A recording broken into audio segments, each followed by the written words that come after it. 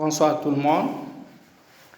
Aujourd'hui, nous allons voir les différents types de technologies web qui existent. Nous avons le web 1.0, le web 2.0 et le web 3.0, donc qui n'est pas connu.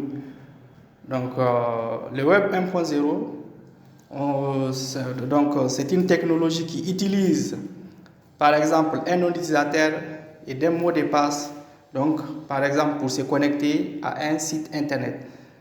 Donc, une fois, par exemple, vous voulez créer un compte Facebook, par exemple, ou un compte Gmail. Gmail vous demande de mettre une adresse email et des mots de passe, ou d'un pseudo ou des mots de passe pour vous connecter et créer, par exemple, votre compte. Voilà. Maintenant, c'est une technologie qui utilise, par exemple, du HTML. Aussi, c'est avec cette technologie que le e-commerce a commencé, et vous avez aussi du Java et du JavaScript qui est inclus, donc des langages de programmation qui sont beaucoup plus utilisés dans cette technologie-là. Web. Donc vous avez le Web 2.0. Donc le Web 2.0, c'est une technologie, cette fois-ci, au lieu qu'elle demande, par exemple, à un utilisateur d'utiliser un identifiant et des mots de passe. Donc, le site internet va plutôt demander un compte réseau social tel que Facebook pour se connecter ou Gmail pour se connecter. Ou on vous demande Twitter, GitHub, ça dépend. On vous demande un compte, en tout cas un compte réseau social pour pouvoir accéder au site web en question. Donc, vous avez le Web 3.0. Le Web 3.0, c'est une technologie qui requiert donc un portefeuille électronique. C'est-à-dire quoi? Elle n'a plus besoin de mots de passe, elle n'a plus besoin de compte réseau social pour se connecter, mais plutôt lier un portefeuille électronique. Donc, tel que par exemple, on a quelques exemples de portefeuilles électroniques sur l'écran de mon téléphone que je peux vous montrer. Vous avez Trust Wallet qui est là, qui est un portefeuille électronique où vous pouvez stocker vos crypto-monnaies ou d'autres monnaies électroniques. Vous avez MetaMask, donc qui est aussi un portefeuille électronique, donc qui appartient au réseau Ethereum, où vous pouvez stocker, par exemple, vous pouvez par exemple utiliser pour vous connecter ou stocker vos jetons Ethereum. Donc voilà.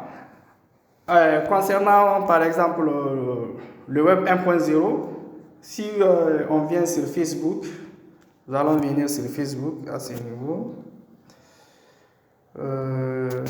Là, Facebook vous demande d'utiliser un nom d'utilisateur donc, et d'un mot de passe. Donc, attendez, je vais changer un peu la couleur. Voilà. Facebook vous demande d'utiliser un nom d'utilisateur et d'un mot de passe. Ça, c'est du Web 1.0, puisqu'on vous demande obligatoirement de mettre soit un numéro de téléphone mobile ou une adresse email et des mots de passe pour se connecter. Ça, c'est le Web 1.0.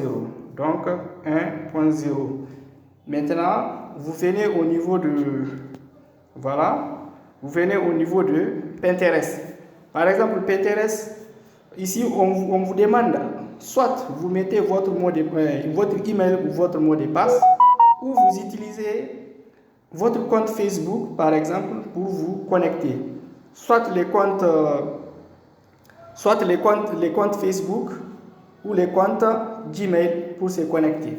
Donc ça, c'est mon compte Gmail qui est déjà connecté à Pinterest, donc qui est déjà un site web connu. Voilà. Ça, c'est du Web 2.0. Donc, vous avez 2.0. Maintenant, on part au niveau du troisième. Le troisième, excusez-moi. Vous avez le troisième qui est OpenSea. Donc, OpenSea, c'est une plateforme d'échange des photos, ce qu'on appelle les NFT. Les NFT, donc, c'est une technologie qu'on va aborder plus tard. Donc, vous venez à ce niveau, on vous demande ici, pour avoir un compte, il ne s'agit plus de mettre vos identifiants, mais plutôt, vous allez mettre votre compte MetaMask que je vous ai montré au début, ou soit vous allez lier MetaMask ou un autre portefeuille électronique. On vous dit de connecter votre portefeuille, donc Connect Wallet, vous cliquez à ce niveau. Un instant.